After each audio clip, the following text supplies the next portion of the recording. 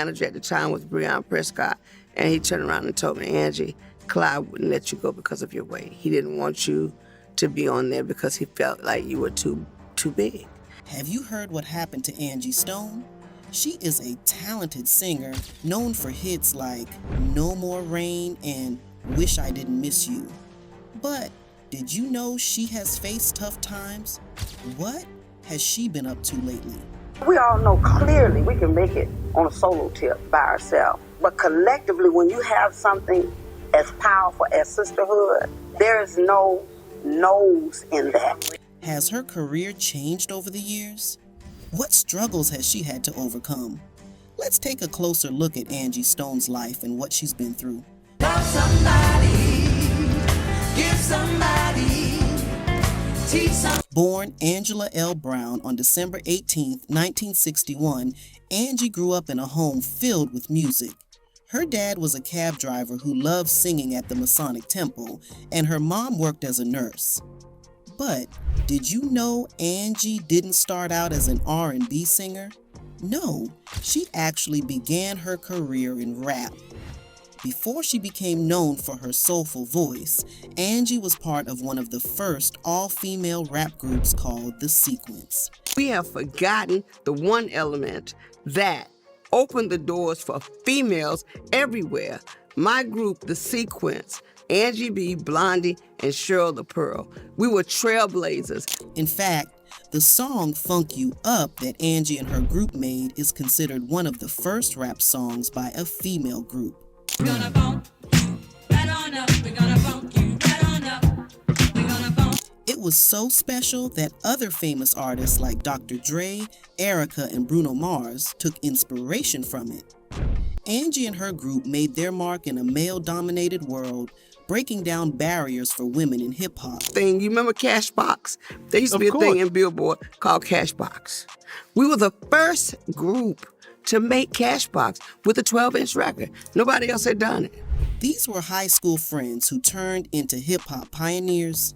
Alongside Cheryl the Pearl Cook and Gwen Blondie Chisholm, Angie helped to lay the foundation for hip-hop, mixing rapping with singing, creating something new and exciting. Their music influenced the way future artists would blend genres, but it wasn't all smooth sailing for Angie. In her personal life, she faced challenges that would have broken many people. She had a complicated romance with D'Angelo, which sparked rumors and public attention. Angie also had to deal with health struggles, including weight issues and the criticism that came with them. Despite the public pressure, she kept pushing forward and never gave up on her career. Even though Angie's life had its struggles, from her personal battles to her complicated love life, she is still a respected figure in the music world. We bad, we know it, we got our stuff to show it. Angie B first stepped into the spotlight as a member of The Sequence, a southern rap group that became famous for blending smooth vocals with rap lyrics. This was during a time when most rap songs focused only on rhyming, but The Sequence offered something fresh and unique. In 1979, The Sequence released their hit song, Funky You Up, which became a classic. The song wasn't just popular, it was a huge milestone in hip-hop history.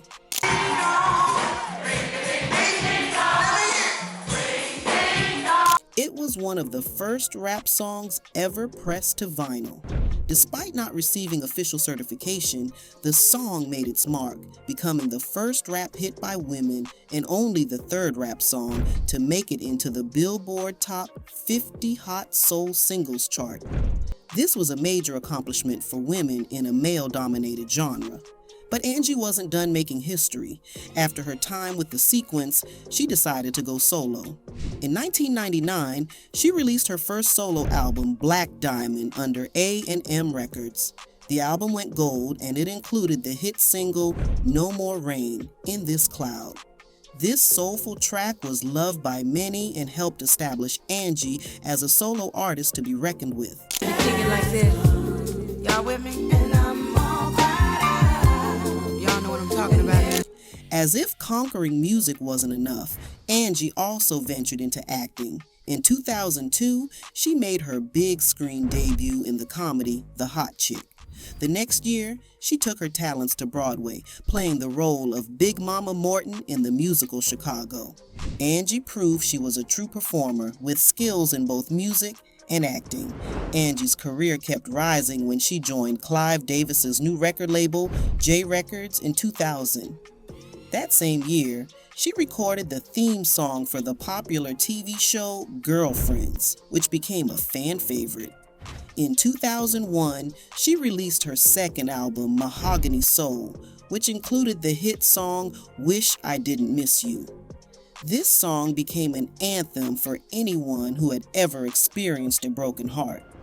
But things took a turn in 2005 when Angie ran into trouble with her record label. She was working on her fifth album when J Records decided to release her new material on a compilation album instead. This wasn't what Angie had planned, and after 5 years with the label, she asked for her release. By the end of 2005, she was officially done with J Records. Angie's journey shows that she's more than just a musician. She's a trailblazer in many ways. I decided to leave the group early on because I moved to New York. I learned a lot of stuff about songwriting. I was a songwriter. Angie had a tough time in the music world, and her journey wasn't as easy as it seemed. Behind the scenes, she faced many struggles that people didn't know about. Let's take a look at what really happened during this time. Clive came over there and kicked the doors in. Once he found out I was over here all this time, he's like, no. I got to have her over here. So pretty much Clive deboed the situation and brought me back to ours. When Angie left her record label, Clive, she had a feeling something wasn't right. She had worked hard, but she soon found out that she wasn't going to be on Oprah's show because of her weight. It felt like the label didn't support her, and she was hurt by it. Angie thought she had made a deal with them, but they wanted her to leave, and she could sense that her album budget was being cut. Soon after that, they told her she needed to change the name of her album because Alicia Keys was working on her own album with a similar name. This news was a blow to Angie, and she started to feel the weight of these decisions. But the struggles didn't stop there. Angie was facing something many people didn't know about: body shaming. Even the people at her label were making mean comments about her weight. Can you believe that? Angie had always been a talented artist, but people seemed more focused on her appearance than her music. I wish I didn't miss you anymore. At her heaviest, Angie weighed over 300 pounds, and the media didn't hold back in criticizing her. They called her too big and made fun of her because she was dark-skinned. It was a tough time for Angie, but the real story behind her weight was something few knew. She wasn't just struggling with her appearance. She was secretly battling type 2 diabetes, which was made worse by the steroids she was taking. Angie explained that when she was on medication, she gained weight. It wasn't something she could control at the time. It was painful when her manager told her that Clive didn't want her on Oprah's show because of her size. This made her feel even worse, especially because she was dealing with health issues no one knew about. Manager at the time was Breon Prescott, and he turned around and told me, Angie, Clive wouldn't let you go because of your weight. He didn't want you to be on there because he felt like you were too big. In 1999, Angie was diagnosed with diabetes. She first noticed something was wrong when she couldn't walk for days after a leg cramp. Even though she had a family history of diabetes, she never thought she could get it herself. She thought she was too healthy for it to happen. But soon, her health struggles began to pile up. She had high blood pressure, heart problems, and the steroids made things worse. Angie couldn't even get liposuction to help with the weight gain because it could be too dangerous. The health issues were not just physical, but emotional.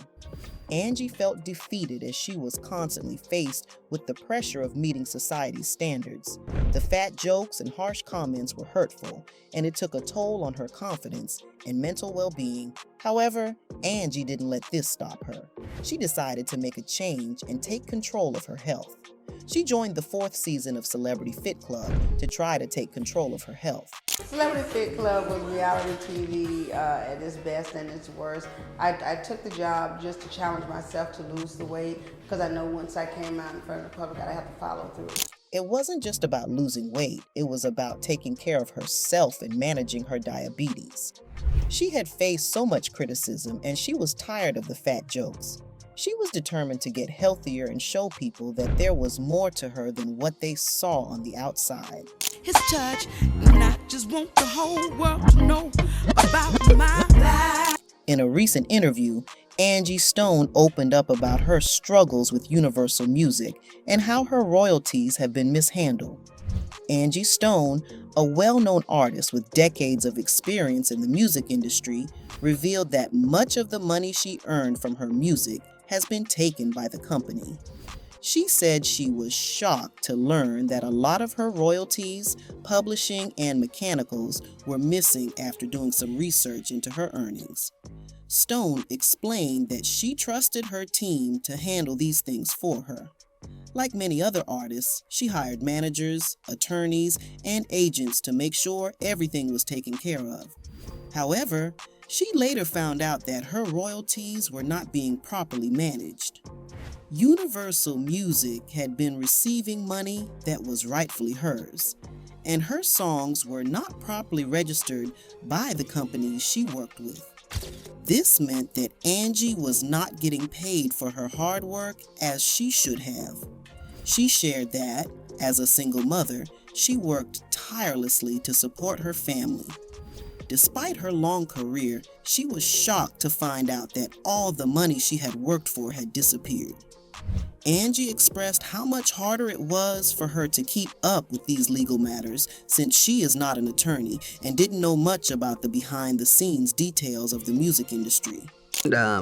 Because of that, people have ripped me off with my songs. And Angie went on to say that if she had been treated fairly and had received the money she deserved, she could have retired many years ago.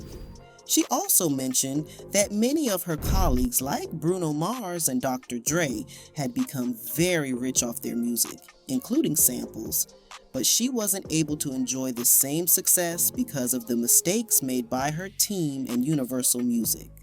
so when you hear, let's dance, I know you got the feet, but let's dance, come on, get down, that's us. Stone is now determined to fight for what's rightfully hers.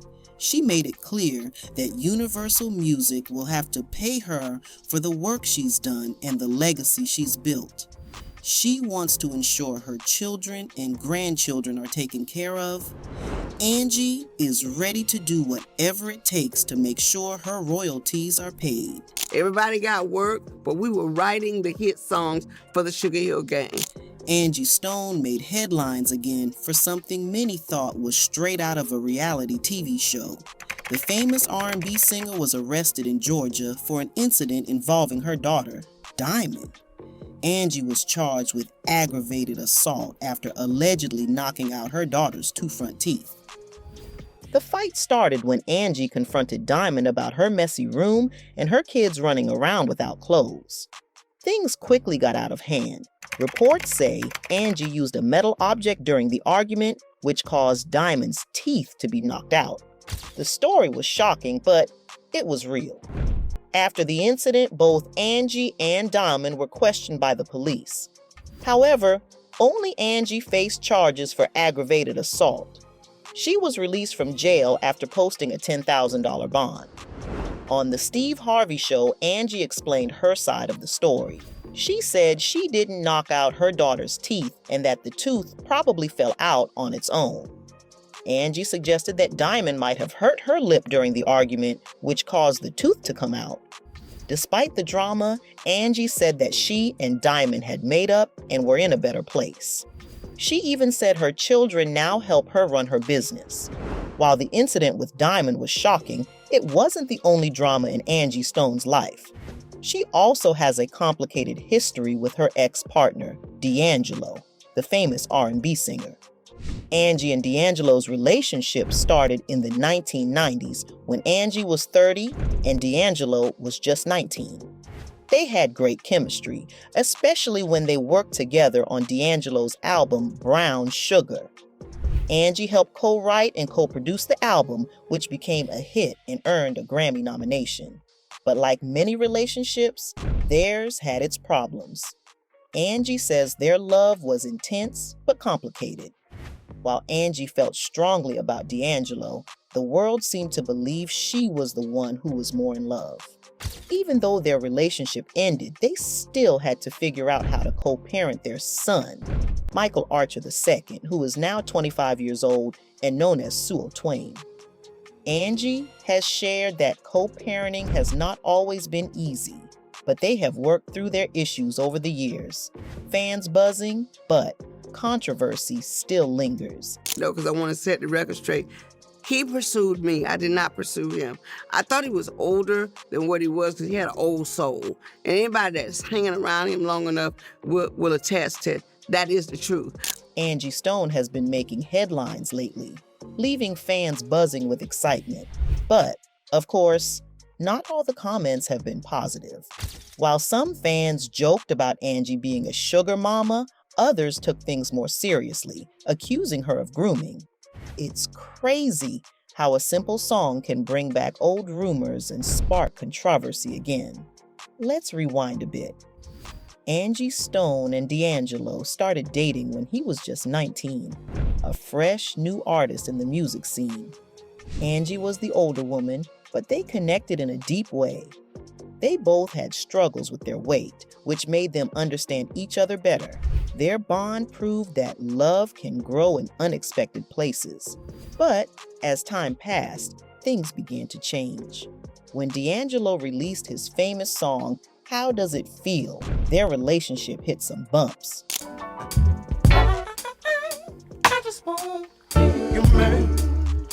Despite the ups and downs of their romance, Angie has always described her love for D'Angelo as the purest love she's ever felt. She even wrote the song, Did You Forget About Me?, which some fans believe is about D'Angelo. Angie says the song is not directly about him, though. She says it's more of a metaphor, a question she asked God, wondering if he had forgotten about her. She explained that the song is about love and soulmates, but fans can't help but wonder if it was inspired by her love for D'Angelo. Over the years, fans have hoped that Angie and D'Angelo would reunite musically, but Angie says his pride is getting in the way. She said, "You're dealing with a person that is dealing with their pride." Ouch! It seems like D'Angelo isn't ready to return to the spotlight with Angie. After her breakup with D'Angelo, Angie had another relationship with Ashanti Graves. They even got engaged in 2020, but things didn't last, and Angie says she's no longer married. She admits it was the shortest marriage she's ever had. But Angie isn't looking to replace the love she shared with D'Angelo. She says, "When it's perfect, how do you find that perfect one again?" In fact, Angie even turned down the chance to be with the dreamy Idris Elba. She says they were close friends, but she wasn't interested in him in that way, even though he made it clear he was in love with her. He had a high-profile relationship with D, and so I really didn't want another one. And I just didn't want to be hated by the world anymore. So I'm like, nah. In 2006, Angie Stone took part in the 4th season of the VH1 reality show, Celebrity Fit Club. The show started on August 6, 2006, and during the show, Angie lost 18 pounds. Celebrity Fit Club was reality TV at its best and its worst. I took the job just to challenge myself to lose the weight because I know once I came out in front of the public, I have to follow through. This was the second smallest weight loss in the history of the show. That same year, she signed with the newly relaunched Stax Records. In 2007, Angie released her 4th studio album, The Art of Love and War. The album was about her experiences at J Records, where she was expected to help develop new artists. The album came out on October 15, 2007, and was very successful. It debuted at number 11 on the US Billboard 200 and sold 45,000 copies in the first week. It also reached number 1 on the top R&B/hip hop albums chart, which was her first time at the top spot. The lead single, Baby, a duet with Betty Wright, became a hit, reaching number 1 on the U.S. Adult R&B Songs chart. Angie was also nominated for a Grammy Award for this song. Angie's next album, Unexpected, came out in November 2009. The title reflected her feelings after losing her father unexpectedly while she was working on the album. This album was a little different from her usual music. It had more upbeat R&B and funk sounds. Unfortunately, it was not as successful as her previous work. The album only reached number 133 on the US Billboard 200 and did not chart in other countries. The lead single, I Ain't Hearing You, did well on the Adult R&B Songs chart, reaching number 14. In 2009, Angie also appeared in a small role in the movie Pastor Brown and sang a song in the civil rights documentary Soundtrack for a Revolution. The following year, in 2010, she played a role in the movie School Girls, directed by Nick Cannon. Angie Stone's career continued to evolve in both music and acting, showing her ability to take on new challenges and keep creating. In May 2011, Stone joined NeNe Leakes in the play Loving Him Is Killing Me. The play was performed in cities like Washington, D.C., Miami, and Philadelphia. It was written by Theo London and also featured actors Tyson Beckford and Christopher Williams. The performance was well received by audiences, and it gave Stone another chance to show her talent on stage.